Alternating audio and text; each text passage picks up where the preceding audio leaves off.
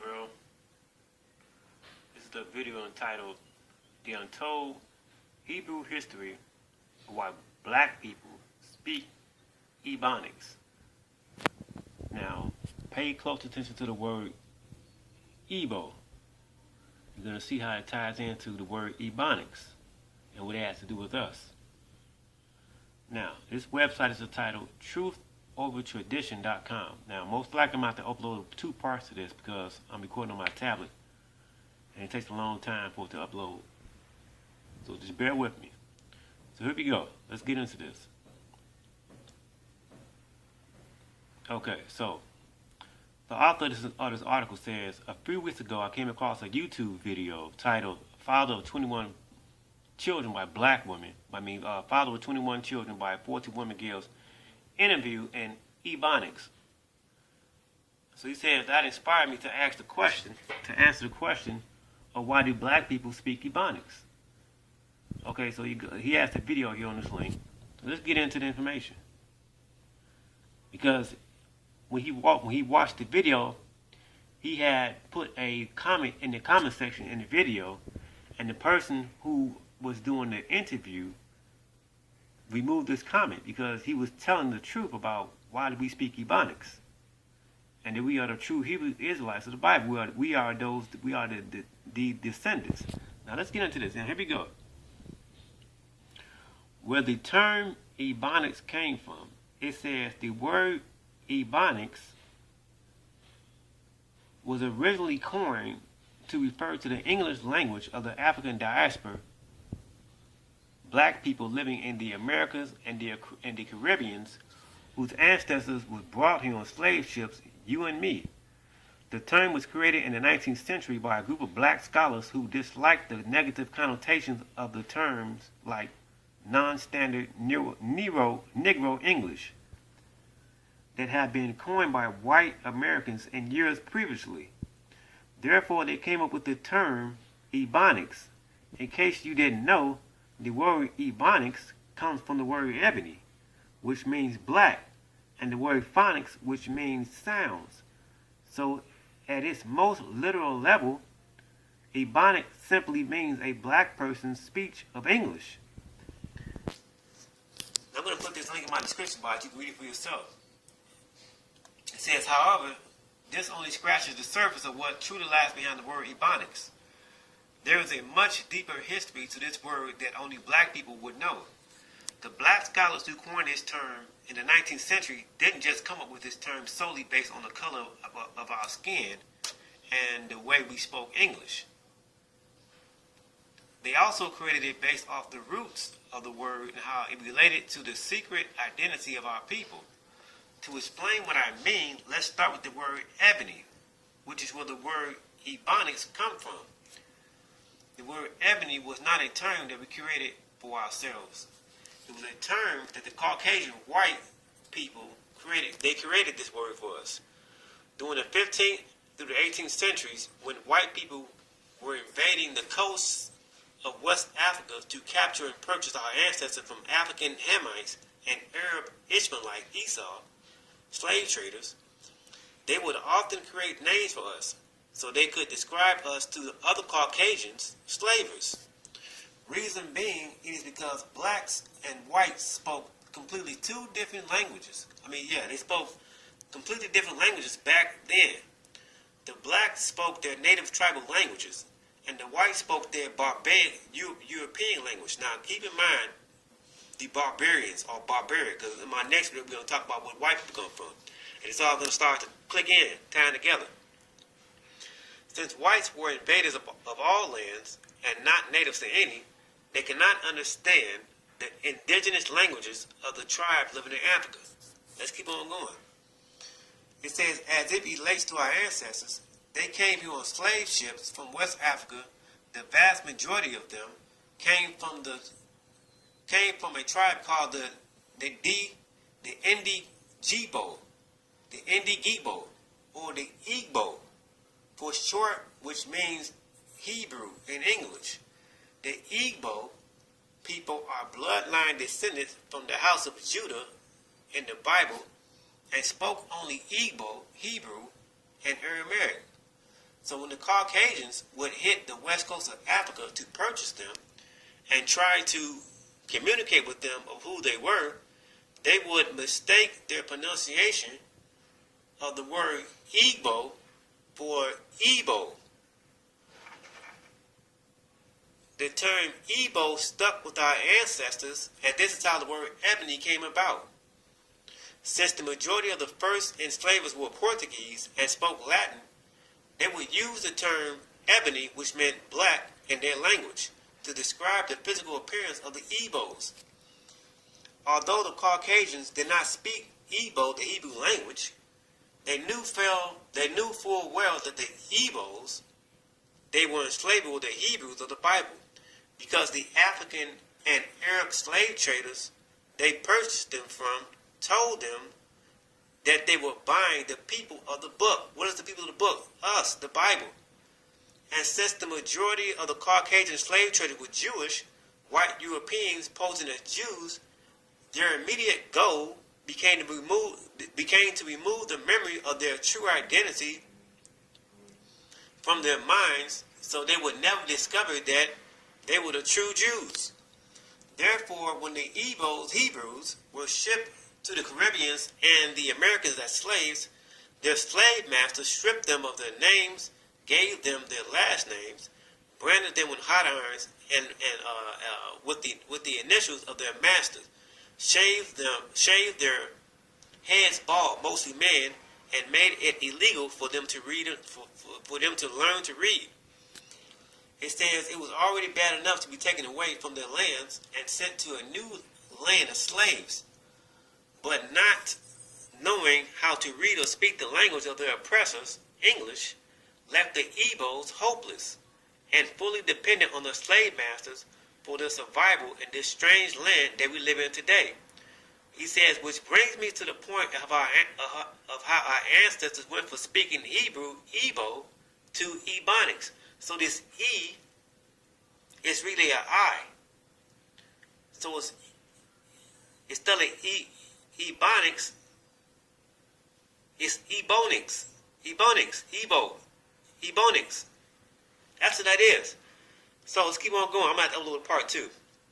It says the connection between the Igbos and Ebonics. It says when our Igbo or Hebrew ancestors were shipped over here to America as slaves, they did not speak English. They only spoke Hebrew, Hebrew, the Igbo, and Aramaic. It is important to note that English is the native language of the Caucasians from English, which is an offshoot of the Germanic language, and that no black person on earth ever spoke this language prior to the 15th century, unless they were living in Europe as slaves. Before our ancestors were shipped to North America in 1619, they had already been slaves in South America and the West Indies for over 100 years. And it was during that time, when they were slaves on the islands, that they first began to hear what the English language sounded like. The slave masters who conquered the West Indies, Caribbean islands, from the Native Americans were mostly British and spoke English as their native language. Therefore, all of the Igbos, the Hebrews, that were shipped to the West Indies were forced to learn the language of their captors to survive. However, they were only allowed to learn English verbally because it was unlawful for them to learn how to read and write. Therefore, they would never talk proper English, only bits and pieces of the language, just enough to have a small conversation with their owners. They understood the language well, they just did not know how to speak it. They didn't know how to speak it well according to the whites. I'm about to upload the part 2, so stay tuned. We're going to get into the to the conclusion of it. So it goes on to say here, without the opportunity to be taught the language properly, the Igbos, the Hebrews, began translating the English language to the Hebrew, Igbo form of sentence making, which was to place their adjectives before their nouns, just like we talk today. For instance, we would say, I don't have no money, or I ain't got no money, instead of saying, for standard English, I did not have any money. we talk with a slang. We take simple words like no and say nah instead. We take phrases like hey, how are you doing, and say what's happening, my man, or you know good. Instead, we add soul to the language, and it was our ancestors who translated the white man's language into their own Hebrew dialect that created this soulful way of speaking the English language we speak today. It says, after slavery spread from the West Indies to North America, our ancestors took their slang with them and kept it for centuries. So by the time the other Hebrews, the Igbos, started being shipped directly from West Africa to North America, there were already thousands of other Ebonic speaking Hebrews living here from the West Indies.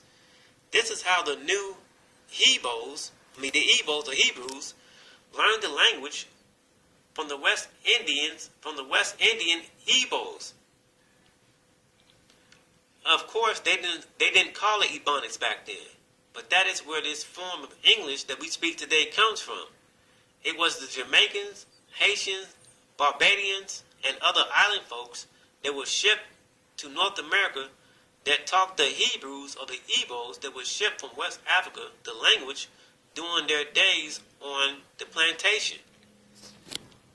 In regards to other Igbos that were enslaved in South America and Central America, they did not learn to speak English because their slave masters didn't speak it.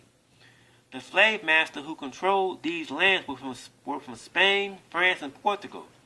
The Spaniards spoke Spanish and mainly controlled Central America, Puerto Rico, and the Dominican Republic. France spoke French and mainly controlled the French republics, which is where the Creole people, very light-skinned people with Negro features, come from. The slave master from Portugal spoke Portuguese and controlled mainly South America. This is why all the native black people living in these islands today speak these languages. They are descendants of the Igbos, the Hebrews, slaves just like us. They just don't speak Ebonics because English was not their ancestors' slave masters' native language. Ebonics is the Hebrew slang of English. It says, in closing, the term Ebonics or Ebonics derived from the way that the Hebrew slaves spoke English. Since English was not our original language, on top of the fact that it was against the law for slaves to read, black folks never picked up how to speak English properly. Therefore, we spoke it with slang, using our Hebrew dialect, which sounded broken to white folks. So they began calling our way of speaking English improper. White folks later claimed that our inability to speak proper English was because we were inferior beings that lacked intelligence. As slavery was coming to an end in the late 19th century, it became legal for the Hebrews to learn how to read and write English, and some of the wives of the slave masters taught their slaves proper English. However, this was few in between, and after slavery was over, most black folks still could not speak proper English, and the ones who could speak it had spent so many years of speaking it in Hebrew that they preferred to speak it in their language rather than their oppressors. Excuse me. Therefore, they only spoke it around white folks so they could appear as intelligent. This is very simple. This is very similar to how we do today, where we speak proper English on the job around white folks, but speak Ebonics or Ebonics everywhere else. By the 20th century, the majority of black folks still were not able or chose not to speak English properly. So white folks continue to label us as dumb, stupid, and unintelligent. To rid ourselves of having to follow after the white man's pronunciation of the English language just to seem intelligent in society, a group of black scholars came up with the term Ebonics or Ebonics. These scholars, whose names shall remain nameless, were Igbos or Hebrews who came up with the term Ebonics or Ebonics because it was the way that the Igbos sounded when they spoke English. Now that you know where the term Ebonics came from, and why we as black people speak Ebonics, you should never be ashamed of speaking it. We are Hebrews, formerly known as Igbos, and our form of English is the most beautiful, soulful language. We are Hebrews, formerly known as Igbos, and our form of language is the most beautiful, soulful way this language has ever been spoken. This is why today the whole world desires to be and talk like us. Through Ebonics or Ebonics, we made the English language popular. So if you don't know your native Hebrew language and only speak Ebonics, then at least speak it proudly. You see that? You should be grateful what our ancestors did with this language. They can't overcome us. I'm going to post this link in my description box. Take the time out to read this. It's entitled The Untold Hebrew History of Why Black People Speak Ebonics. This E is really an I. It's Ebo. That's why they put the E there to confuse us. So this E is an I. So if we said Ebonics, so Ebo trans back to Hebrew. Or in Africa they say the Ebe Nigba, Negro land. This is our stuff, people claim it. So when we speak that slang, and they say we speak ignorant, or we don't talk proper English, guess what? We speaking in our Hebrew language. But it's just a little bit modified. Thanks for listening and watching. Thanks for taking this time out to view my videos. Click subscribe. Comment down below if you let me know what your comments are if you take time out to read this article. All right, and I'll say shalom to you. Peace.